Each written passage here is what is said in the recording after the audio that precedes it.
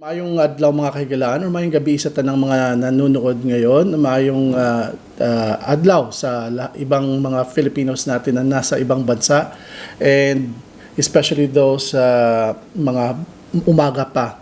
And maayong gabi din sa Pilipinas na nanonood ngayon. Nga nagtanaw karon nato diri sa A Filipino Story. And we would like to greet everyone. Shane, hi Shane. We would like to greet everyone that it's a beautiful Monday evening, and it's the 22nd of April 2024.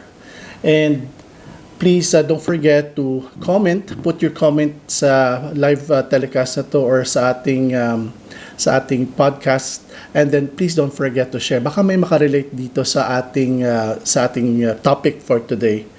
Now, before I proceed, I would like to talk about something sad. It is sad for us to know na kabarkada namin sa Pilipinas, si Roy Manatad Gusela, has left this world and is now with our Father in Heaven. Si Roy, napakabait, napakabibo, at napakasayang kasama na kaibigan. So, barkada namin siya sa Cebu, Philippines, dyan sa Barangay Cogon Pardo sa Cebu City. He was an avid supporter sa amin during our SK time. Sila yung mga mga members namin kung may mga gala, they've always been there. Tapos when talagang sinasama namin siya sa mga lakad namin kasi gusto niyang makisaya at saka gusto namin siyang kasama kasi masaya siyang kasama. Yesterday, 2 weeks back, we found out that nasa Cebu na pala siya for quite some time, for several months.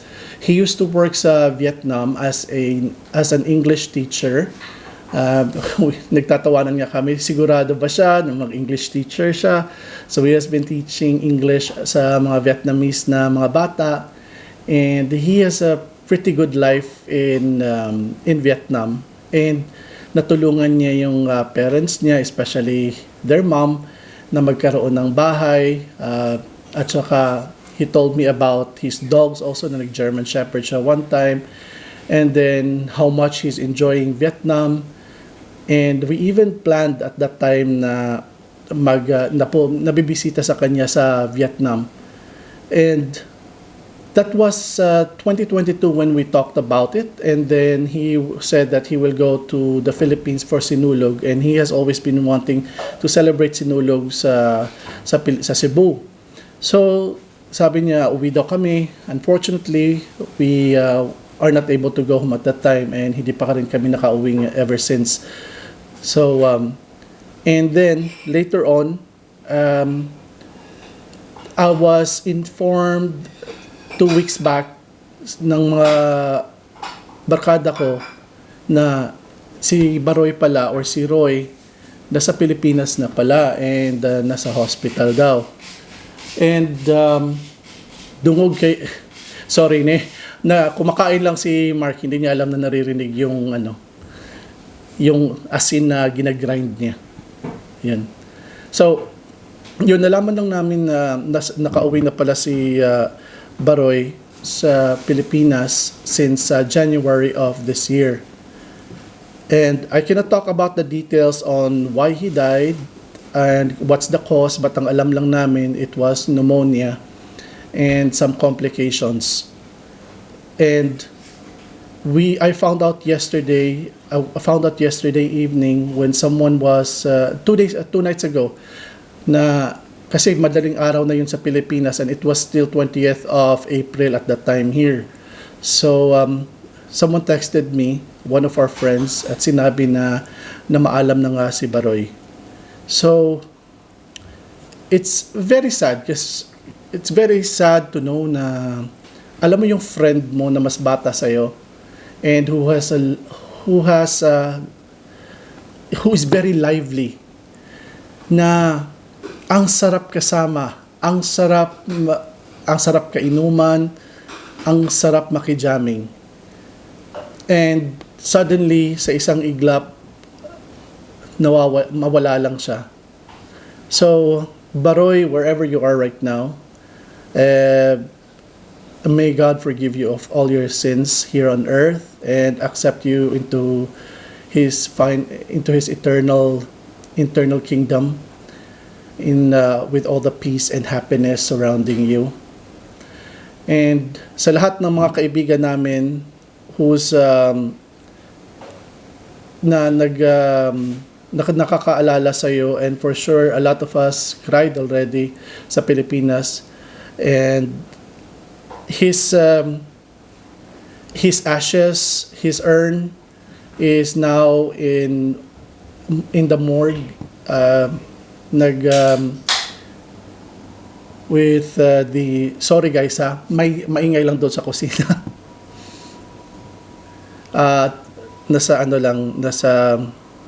Nasa St. Peter, yung urn niya ngayon. I stand corrected, tama ba? Wandix Loca, si Tawing is watching right now.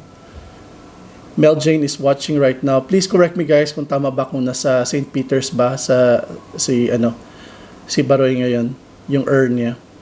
Thank you kay Ethan Lobis, sir. Engel is watching as well. Thank you very much. Mel Jane is watching. And I know that we've spent a great time with Baroy when he was still with us. Ang lahat ng mga gala namin during that time, and the most memorable kong memory ni Baroy was nung hindi pa ako nakalipad sa UAE. I was still in my early 20s. Motor kami. Sino ba yung kasakay niyan? Sino ba yung nasa likod ko? Si Baroy, at saka if I'm correct, that was also Clint. Naghahanap kami ng inuman, and that was the first time na naggumala kami na walang ligo, naghahanap lang ng inuman at that time. It's not a good example, but napakasaya lang nung moment na yon na para kami nakawala. And nung nag-ronda kami when one of my vacations, when we went, kasama sila Mayan, kasama sila, sino yung mga kasama namin noon? Nandoon kami sa ronda.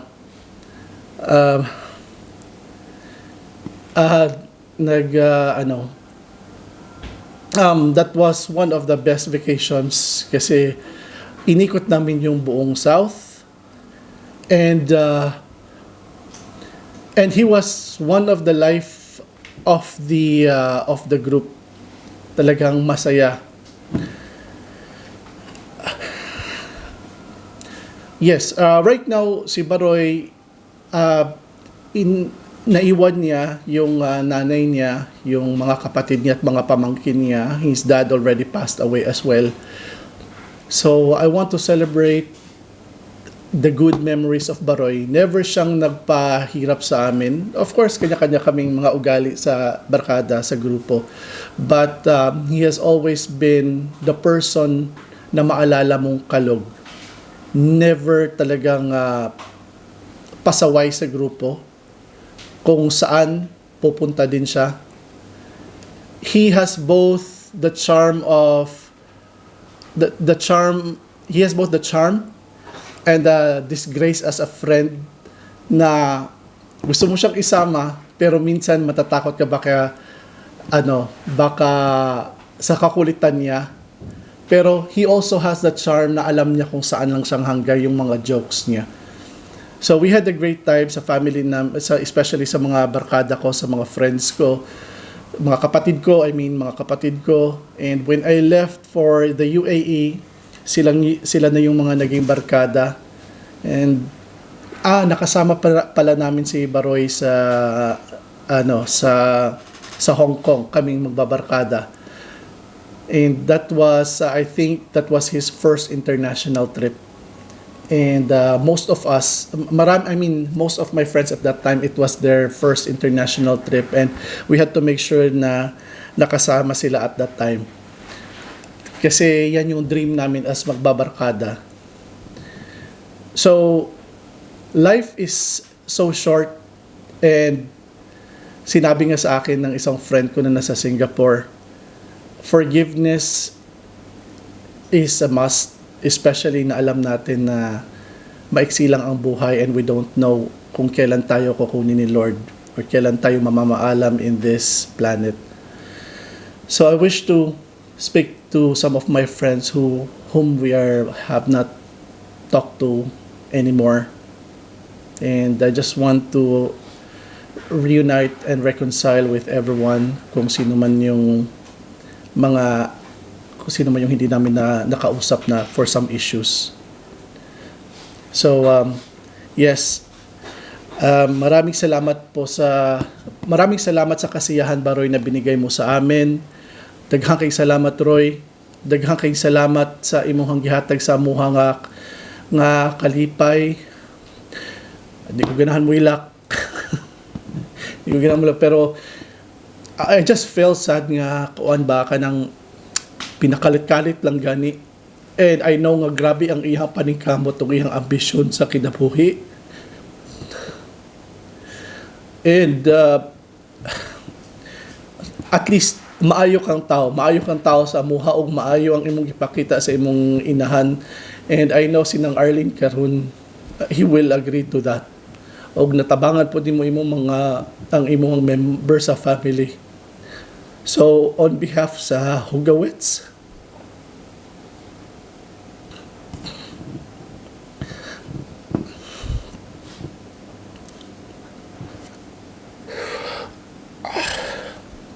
on behalf of everyone, nila Luchi, Dulce, nila ni Laika, nila Luella, sa akong mga manghod, ni Ari, si Calypso, ni Budo, ni Clint, nila Karay, nila kinsa pa itong nasa grupo namo, and on behalf of everyone else, daghang kayong salamat sa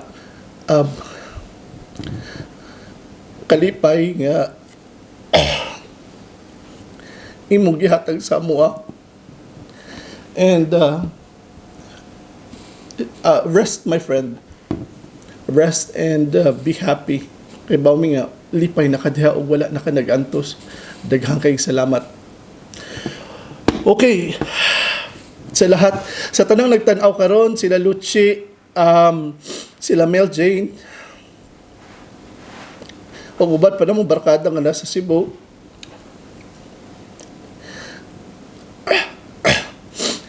Let's live this life well, and let's make sure our decisions will not compromise our loved ones and will not compromise ourselves. Kay naay nagmahal sa tuwa, o life can be very much better.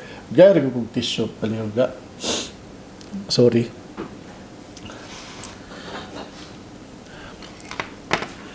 Salamat. Okay.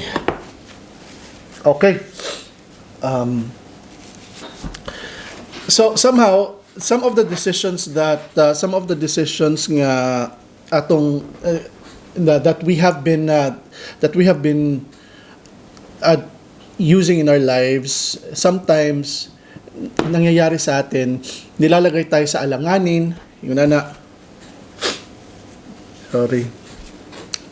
So itong topic natin for today, I lost my power to say no at nabudol ko ang sarili ko. So, may mga specific situations tayo na specific situations na I think you'd be able to relate. Kasi ito yung mga moments na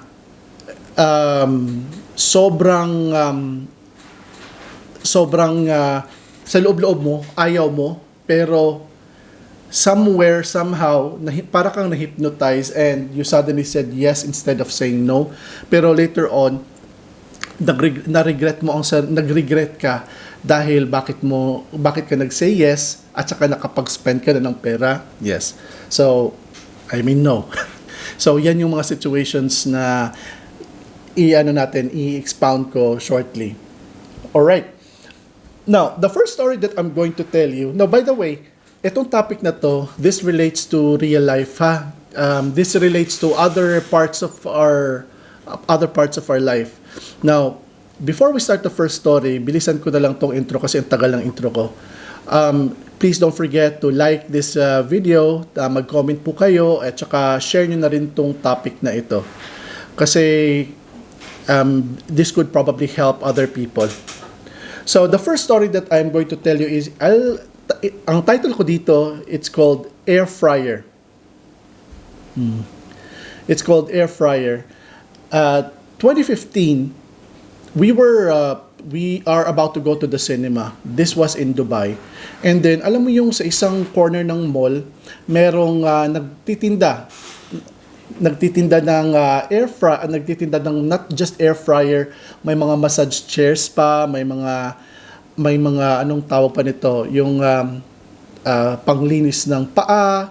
Tapos kasama na dyan ang air fryer, yung magandang mostly it's a household equipment, not just kitchen equipment but household equipment ng tinitinda nila, and most of them are kabayans. So majority actually, almost lahat yata sila kabayans.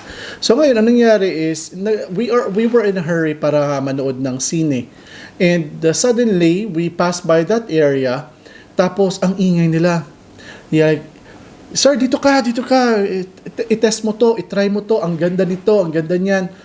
So sabi ko, no, we're not going to stay long, pero para alam mo yung in respect na lang siguro, I'm so respectful. In respect na lang, ang ginawa namin is we just sabi ko, we stayed for a while, for a few minutes, tapos we talked about kung anong product ang meron sila. Tapos yung action ko na is palabas, pero yung tenga ko na sa kanya, and they really wanted to explain. To the point, ang nangyari was, you just have to choose one of the items kung ano yung gusto mong bilhin. Sabi ko, no, we don't want to buy anything. Kasi manonood kami na sine and we're about to be late. So, ay, madali lang din to, sir. Ganito lang yan. Magpa-member ka lang, and then pwede mong hulugan tong item na to, and you will also get a discount dito sa mga ibang items na nandito sa amin. All you have to do is magpa-member ka lang, magbayad ka lang ng membership na ganito, ganyan, and then pwede na nating pwede namin ibigay sa inyo tong air fryer na to. Sabi ko, manunood kami ng sine, tapos yung air fryer, saan kung dadalhin pa namin sa sinehan? So, no need, sir. Ganito, pwede naming i-keep na lang muna to, tapos kunin na lang mamaya. Sabi ko, libre to for sure. Ano lang po, sir, mag-down lang po kayo this much, and then we are going to start and you can we can start charging your card sa ganitong date. Sabi ko, I don't want any trouble, ha. Ayoko na yung mga i-charge nyo tapos bigla nyong kakaltasan yung card ko without my knowledge, ganito, ganyan. Tapos, don't worry, sir, hindi namin i-charge yan. So, mga ganyan. So, later on, somehow, I don't know why, pero napa-oo ako. Siguro I'm not listening carefully at that time. Pero naiinis ako kasi napa-oo ako. Sabi ko, sige, basta napao ako kasi sabi hindi ako cha-charge ng item na yun. So, ang ginawa niya, since yung area nila is malapit lang doon sa parking area kung nasaan kami, sabi ko, sige, we'll get the item, and then nilagay na namin sa kotse yata yun, ganyan. So, later on, a week after, wala pa doon sa date na napag-usapan namin na i-charge yung credit card ko, nagulat na ako na may kinaltasan na nila ng 500 dirhams. So, I was surprised kasi, number one, hindi 500 dirhams ang pinag-usapan namin kakaltasan. Kasi chinek ko yung, pag nag-charge kasi yung card, may message ako na it was charged by ganito, ganyan. And then, you can relate that to the company kung sino yung nag-charge. So, minessage ko sila, bakit nyo ako chinarge ng ganitong amount? Hindi ko naman to hiningi. Hindi ko naman to hindi naman to yung pinag-usapan na hindi ako nag-extract, hindi hiningi. Hindi ko naman to in-instruct na mag-charge kayo ng amount. Number 2, hindi ito ang amount na pinag-usapan namin. And number 3, hindi pa ito yung date na i-charge nyo yung card ko. So, ang ginawa ko, hindi naman sa pag-threaten, you call it threat probably, pero sinabi ko sa kanila, kung hindi nyo i-refund yung amount na charge nyo sa akin, I'm going to go to the police.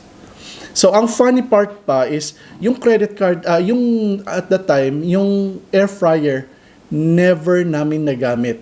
Kasi yung air fryer na yun, at that time, 2015, hindi pa masyadong uso yan. So, nakatenga lang sa bahay at hindi namin alam paano gamitin. So, anyway, to cut this, to go to directly to the end point of sa sitwasyon na yun, nagulat ako na they continued to charge my card. Another charge ang nangyari on the exact day itself nung date kung kailan dapat i-charge. So sabi ko, you have already kinaltasan nyo na yung card ko twice na, a day, few days before ang itself, and then the next day on the day also sa napag-usapan namin. So ang ginawa ko sa kanila, I told them na I'm going to report this to the police now. Hindi to maganda tong ginawa niyo. If you're not going to refund this within the next few hours, it's the next 2 hours, isusumbong ko kayo sa police. Sabi niya, sir, i-refund namin yung card mo pero we need the Chef Mark. Hi kay Orly Chinito, Jacob, thank you very much for watching. At saka salamat din kay Arvin Ong who's watching right now. And guys, please don't forget to like this podcast, this video live stream natin, and please don't forget to share this video. Now, check lang natin sa kabila kung may nanonood ba. Iisa lang to eh. Yan. Hello pala kay Benji Ornopia sa isa sa mga team member namin dyan, sa mga staff namin dyan sa farm, dyan sa Midillion. And hi to my mom and to my dad at saka mga kapatid ko. Tsaka kapatid ko na nasa Cebu, nasa Midillion. Hello sa mga taga Midillion. And belated happy birthday kay Ate Hanika, at saka belated happy birthday sa tatay ko. Teka lang. Let's see the comments. May mga running comments ba tayo dito? Okay. At saka hi kay Naniv. Hopefully makasakay ka niya. And LV Labordo, thank you very much. At saka sa kapitbahay namin si Ma'am Inday Trixie. Ma'am Inday Trixie, thank you very much. At saka hi sa mga staff ng Wagyu Station Cafe. Yes, and July Ribs, thank you very much for watching. At saka Attorney Mark, thank you very much for watching Attorney Mark. Alright, sige na. So that was our first story. So entitled yun, Air Fryer. Ang next naman nating story ngayon is entitled The Kitchenware. So related lahat sa kitchen to. Related sa pagluto kasi air fryer related sa pagluto. And this time, related naman sa kitchenware. And I think kung this is probably the worst feeling na I ever had. The second story is about naman sa isang kitchenware na hindi ko alam na mabubudol din ako. Last year, my parents were here, tapos obviously nasa mga seniors na. So, and at the same time, at that time, my friend akong gustong mag-present ng kitchenware. I'm not going to name the person, and I'm not going to name the item kung anong brand yun, but for sure kung nakikinig man siya nito is alam niya kung anong ibig kong sabihin. And for those who know the story, definitely you will be aware din kayo kung ano ito. So last December, may for some time last year, around August, nagpaparamdam na tong friend ko na gusto niyang mag-present sa akin ng items na, uy, gusto naming ano lang, i-present lang ito sa inyo para malaman mo naman kung ano yung health benefits nito, gano'n to kagaling, pwede ka magluto nito without this, without that, tapos masarap pang luto, napaka-healthy ang end up, napakagaling ng products na ito. So I told the person na hindi ako bibili niyan kasi alam ko yung product na yun. I want the product. Gusto namin yung product na yun kasi alam namin yung benefits. But hindi kaya sa bulsa lang. So sabi niya, don't worry, hindi kita bebentahan. Shaw Salmon, thank you very much for watching. D. Cortez, thank you for watching. So sabi ko sa kanya, sabi niya sa akin, hindi kita bebentahan nito, ano lang, for the purpose of presentation lang. In case magustuhan mo, gusto mong bumili, hindi bumili ka, ganito. Pero, of course, we can talk about the terms kung paano mo babayan. Ikaw pa, kaibigan kita, malakas ka sa akin, so may mga ganyan-ganyan pa. Sabi ko, basta hindi ako, pwede kitang tulungan for content para ma-boost yung product mo, and pwede natin yung i-vlog, sabi ko pa. So, ilang beses siya na gumaganyan sa akin pero never pa nangyari until December last year. So, yung December na yun, may dala siyang grupo na pumunta sa bahay, and it was Christmas Day itself. So, Merry Christmas sana yun. Tapos, kami pa naman, bibo na kami sa pag-vlog, sa pag-video. Video namin to, video namin yan, yung mga process, yung explanation yan, naka-video lahat. So, because ang pinag-usapan namin noon na kung kailan ako nag-agree doon, sige, i-present natin, i-vlog natin para maano natin, may mas mahikayat pa tayo, may ma-invite tayo na pwedeng mag-present para may gustong bumili niyan sa iyo, tapos ibigay namin sa inyo yung mga kung sino yung kumukontak. So nag-agree kami noon. So pero sabi ko sa kanya, hindi ako makakabili ha kasi number one, nandito yung buong pamilya ko from Cebu. So obviously, when you are talking about nandito lahat ng family ko, malaki ang gastos kasi hindi lang about gala, yung mga plane tickets pa na pinagagastosan namin, or yung visa na lang itself, at saka yung mga daily nila na nandito sila. So, nag-agree siya, sige, don't worry. Hindi naman kitang pwepersahin na bibili eh. Yan, no? Sige. So, bibo pa kami noon. Nandoon yung mama ni Chef Mark din. Nandoon lahat. So, nanood kami sa presentation. At saka, of course, nabilib kami kasi alam namin kung ano ano yung product na yun, kung anong kaya niya. So ngayon, nung time na patapos na, sorry guys, yung mama ko, nagustuhan niya. So when we were talking about the price, akala niya in peso. Sabi pa ng mama ko sa akin na, sige nak, kuha ka, ako na lang ang magbabayad ng down payment.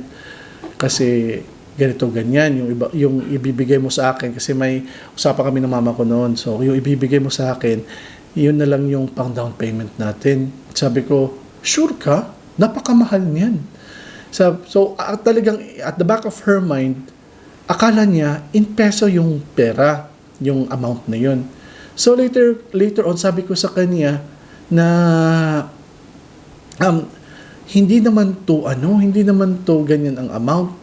So sabi ko sa kaibigan ko, like, ganito, sobrang, hindi ko kaya talaga yan.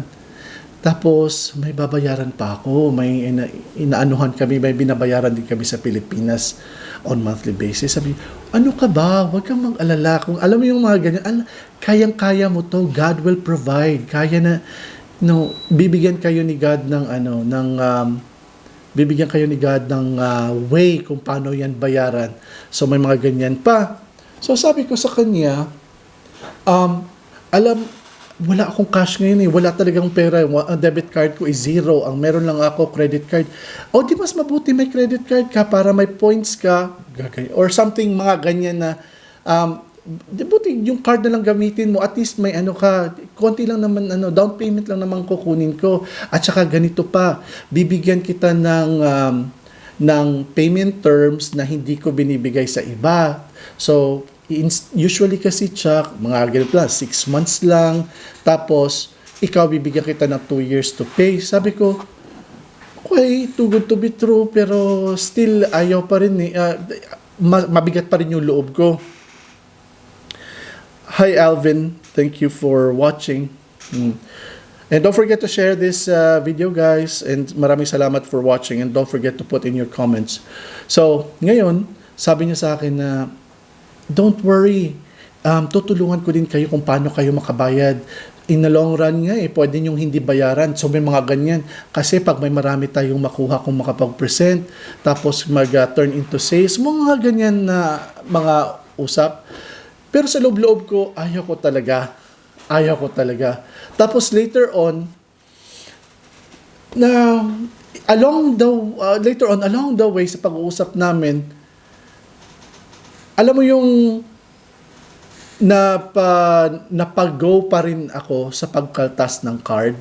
So, I feel like I was hypnotized or na ano ko yung sarili ko dahil I don't want to put the blame on the person din at some point. However, yung point na pag-uusap namin, na sinabi ko na sa kanya na wala akong cash, wala akong budget for that kasi nga may nilalaanan kami, and then at the same time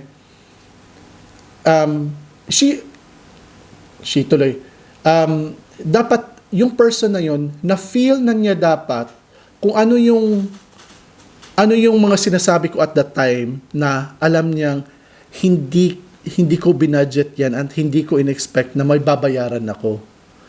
So alam niya na pag-usapan na namin na hindi ako bibili at all, na instead ang willing ako is to help the person para ma-boost yung binibenta niya. Kung ano man yung binibenta niya, pwede naming pagtulungan yan in a way na mas maganda pa sana ang outcome. Pero nagulat ako na later on, parang pa niya, tulungan ko kayo kung paano nyo to. Ang laki ng potential nito. And I agree. Pero wala talaga sa mga plano niya ang gusto kong kunin. Kasi wala talaga kaming plano na mag-purchase, number one. Wala kaming plano na yung kung ano man yung mga gusto niyang mangyari na gagawin namin kagaya ng ginagawa niya, ayaw namin yun. So, anyhow, at some point, napa-oo ako. Nag-down ako ng some thousands of dirhams para lang mabayaran. Ngayon, ang pinaka-worst part is, sinabihan niya ako na nung nabigay na yung mga item, tapos sabi pa niya na, ito gusto mo turuan kita kung paano to lutuan or paano to linisan kasi bago to, ganyan. Sabi ko sa kanya, Sige, diretso ka na, hindi nga ako nag-oo. Sige, diretso ka na, diretso tayo sa, dito, turuan kita kung paano.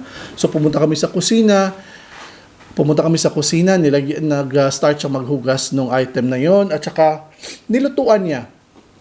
So, nilutuan niya ng itlog, tapos ang funny pa, nilutuan niya ng itlog, pero yung itlog dumikit pa rin doon sa lutuan.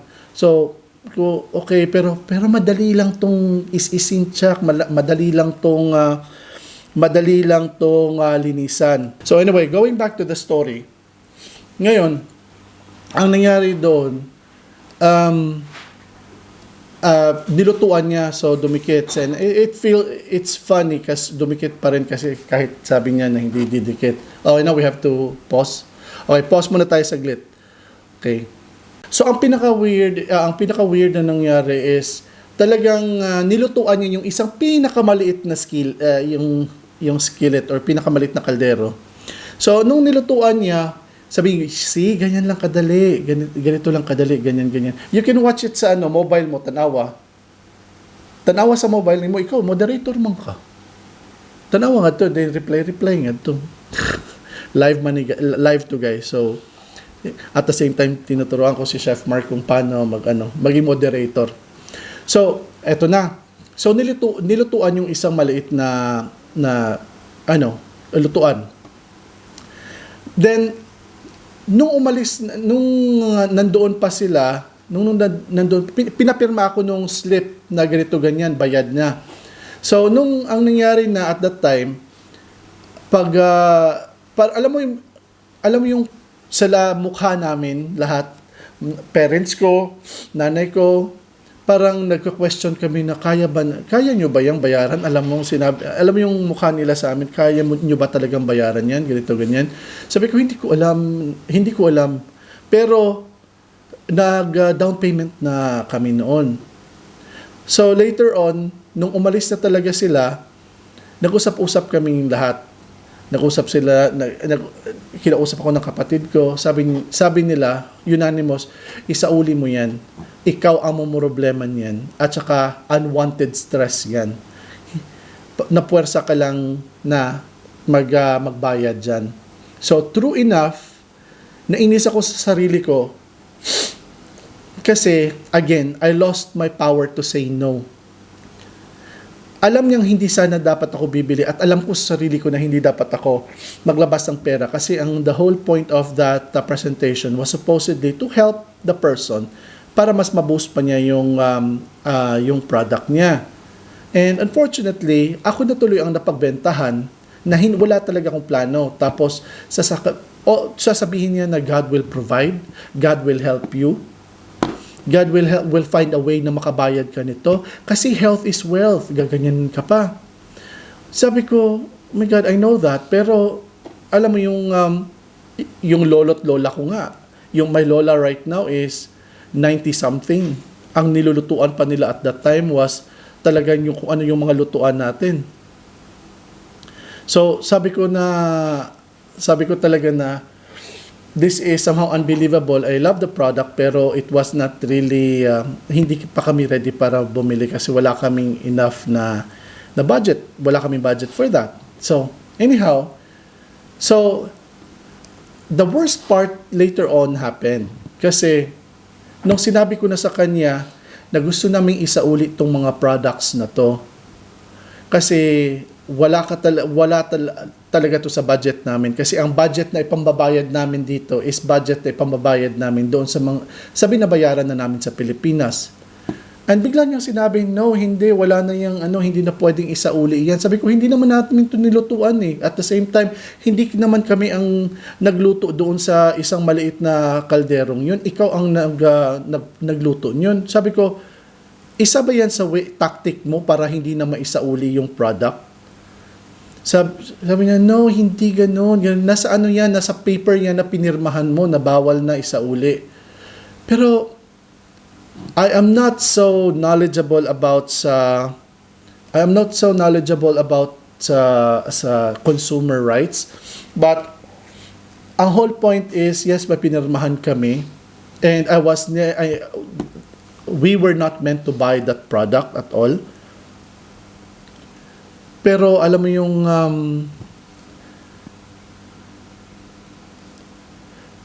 yung hindi talaga Sir Christian, hi Sir Christian, thank you for watching. Coach Christian pala. Coach Christian, thank you for watching. So alam mo yung hindi ko inasahan na our conversation will go that way. So eto ang next. So we found a common ground kung ano ang dapat gawin na this time. So, sabi niya na, sige, isauli mo na lang yung lahat ng boxes. Pero, ang babayaran mo na lang is yung maliit na kaldero. So, guys, yung maliit na kaldero na yun, and I know kung magkano ang prices niyan kasi talagang mahal talaga yung klaseng item na yan. Pero, it's a huge amount pa rin. It's a very huge amount. So sabi ko sa kanya, sige, since nagbayad na kami nung yung initial na amount, Yung remaining na amount, I'm going to divide it by 4. So, dahil hindi niya kinuha yung mga boxes na yun, ang ginawa ko, hinatid pa namin. Hinatid pa namin yung boxes. Kasi, the more it stays here, the more it adds, alam mo yung stress pag nakita namin na nasa amin pa rin. So, yun yung lesson na, yun yung pinaka-worst na nangyari sa akin na why I wasn't able to say no at that time. Ang hirap pa na isipin na every time na mag-uusap kami, kahit sa phone, para pa rin akong nahi-hypnotize kasi sobrang kalmado. Siguro yan talaga ang ng mga salespeople, no? Sobrang kalmado. Pero ang point is, alam mo sa loob-loob mo, ayaw mo nun eh. Ayaw mong nung product na yun. But still, parang para ini-insist pa rin na, hindi, tutulungan kita na para hindi mo na lang yan bayaran, pero may kailangan ka lang gawin na ganito, ganyan. Sabi ko, no, ayaw ko na. And there came a time nga nung sinabi niya, magkita tayo on this day, Chuck, tapos kukunin ko yung boxes. Sabi ko, sige, mas mabuti kung punta mo na kayo sa Abu Dhabi, kunin mo na yung boxes, pero please, talagang sinabi ko, please, wag mo na akong i-persuade na wag mo na akong kausapin, i-convince na kukuha ka, na magbabayad na i-push mo pa rin na babayaran namin to at saka tutulungan mo kami kung paano namin bayaran yan. So sabi ko, just don't talk to me about it anymore. Gusto ko lang isauli itong boxes na to and I don't want to talk about anything further. Kasi ayaw ko nang makinig, hindi na ako open sa ganyan na pakikiusap mo. Basta gusto ko lang talagang mausauli yung boxes na yun. So anyhow, nasauli ko na yung boxes, hinatid pa namin sa Sharjah. That was last month. So at least, ngayon nababayad. So we have 3 more months to go para bayaran yun sa paunti-unti. So sad, but unfortunately, yun yung inagree na lang namin just to let the case rest. Kasi nakakapagod nakaka-stress isipin. And it was really an unwanted stress. Yun lang yun. Okay. So thank you very much sa lahat mga nanonood. May mga yan, si Verna Inday, thank you very much for watching. Noela Lofranco, I think Noela is in the US right now. Thank you very much for watching. Si Rose, Rose, thank you very much for watching, Rose. Rose, ano nga yung mo? Ano nga yung tawag nito? Ano nga yung pangalan ng salon mo para ma-shoutout natin dito? Yan. Sino pang nanonood? Okay. Nag-message sa akin si Kuzak. Kuzak, anong name mo, Kuzak? Hindi ko ma-open dito kasi naka-live ako ngayon eh. Yan. So, yun guys. Sa lahat ng mga Serge, Dong, thank you very much for watching, Dong. Sa lahat ng mga nakapapanood lang and then you want to review kung ano tong pinag-usapan namin dito, please review na lang the video, and after ng na to, you can also watch it sa A Filipino Story YouTube channel namin. And by the way guys, please don't forget to like this video and then tsaka follow us sa A Filipino Story, and follow us, and don't forget to comment sa mga videos namin, especially dito sa mga live stream namin. Ayun. Sa lahat ng mga andito sa Abu Dhabi, don't forget to visit. Mga ladies natin dyan, go to Glamour Rose Ladies Salon. Yan. Kay Rose yan. Glamour Rose Ladies Salon, located in Khalidia, behind Shining Tower. Yan. Yan. Okay. Please don't forget to share this live stream at saka visit our YouTube channel, A Filipino Story. Medyo mahirap pa lang for now hanapin yung A Filipino Story sa YouTube channel kasi nga, bago lang siya at saka napaka-konti lang yung likes niya for now, tapos yung subscribers niya for now. So, but andito siya sa Facebook all the time, so please don't forget to follow A Filipino Story. apart sa Wandering Kusina natin na na Facebook page. Curious watching yung natin, Al-Ain crew natin. Thank you very much guys for watching. At saka hello din kay Yawil who's watching. Yan. Chef Mark, doon ka sa profile ng A Filipino Story. May access ka nun eh. Chef Mark.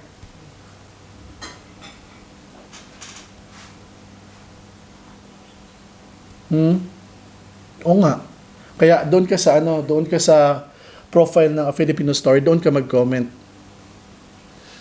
Yan, tinuturuan ko lang siya. Yan. Sige. Alrighty. So, ang last and final topic natin for today is ito naman is teka lang, kunin ko. Is the power of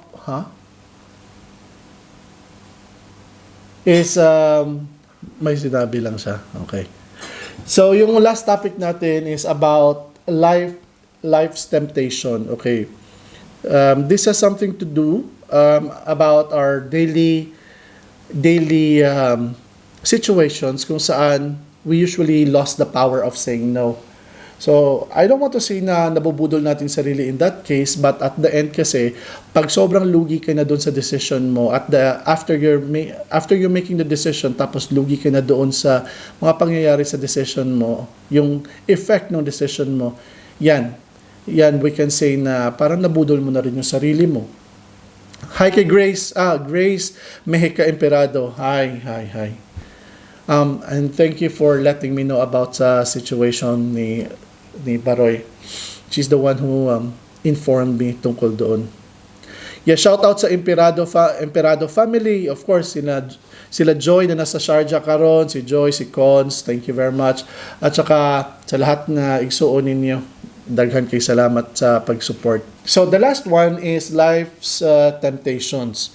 So we usually lost the power to say no, guys, especially pag addicted tayo to something. Like for example, let's talk about addiction. So what was my addiction before? Sometimes we have marami kasing mga kinds of addiction eh.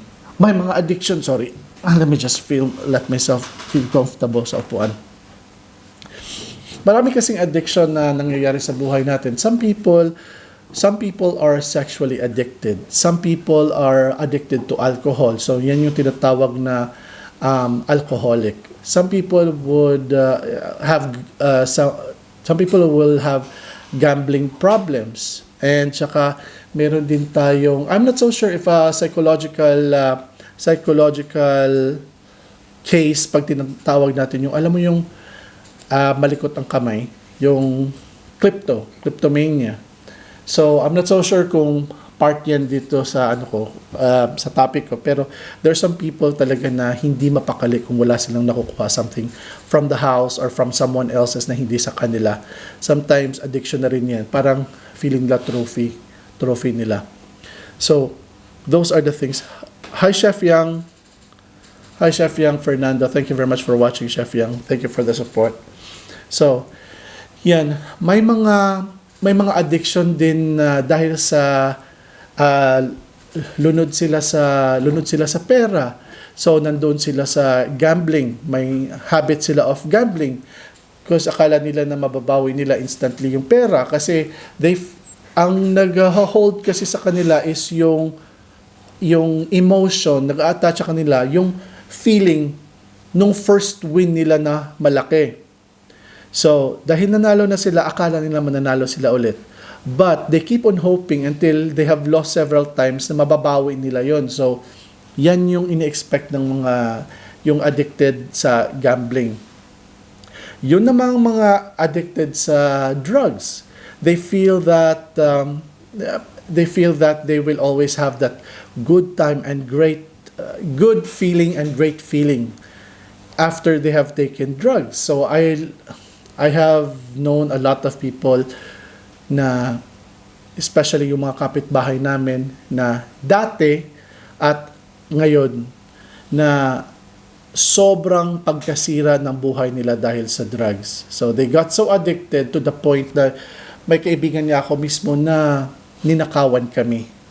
So I felt I felt remorseful sa pangyayaring iyon, but they've got so hooked to the point that they will do something bad para lang para lang makontinue yung addiction na yan, yung bad habit nila. And there are some people who hi kay Sophie din. Hi Sophie. And then may mga tao din na sobrang addicted sexually. Nga they caused marital problems. Meron silang insecurities. And they go to sexual satisfaction to go find others to satisfy kung ano man yung hinahanap nila. Now, instead of talking to their partners, they continue doing so. Well, they continue doing the bad things towards against their marital status or their partnership status. So, those are the things na talagang pagsisihan mo later on, na simple as those na mga pangyayari, you lost the power to say no.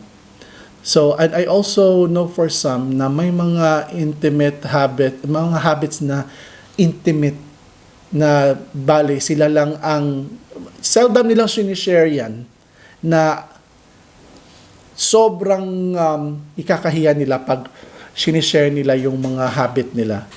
Na sila lang mismo, although wala silang nasaktang tao, hindi natin masasabi na nasaktan yung sarili nila directly, but ultimately, mentally, psychologically, may effect yan sa kanila. It comes out of the person. So, those are the things na talagang mahirap, yun yung mga mahirap nating tanggapin na we lost our power to say no. From temptation, from addiction, and from everything else in life. And most especially, yung direct person mo na kausap na yun pala, ikaw na mismo ang nagbudol sa sarili mo kasi you lost the power to say no. I'm not saying that it was your fault, but somehow, at some point, it is also your fault because hindi mo napag-isipan at saka you have not exercised your power of common sense and positive thinking, or like yung critical thinking, yun na lang, yung critical thinking.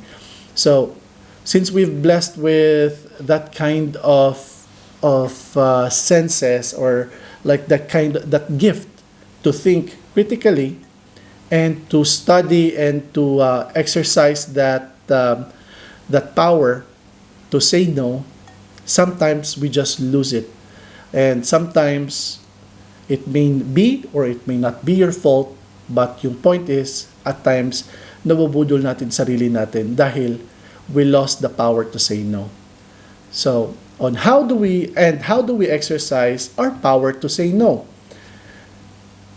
By just making sure to check on yourself kung ano ang worth mo sa sitwasyon na yan. Kung ano ang worth mo as a person. That's the time that you'll be able to find out kung gaano ka importante, kung gaano ka powerful para lang maghindi sa isang bagay na hindi mo gusto at ayaw mong may later big effect sa'yo, sa buhay mo, sa family mo, at saka sa trabaho mo. So, yun lang siguro mga ka-wonders at saka mga kabayan natin dyan who's watching.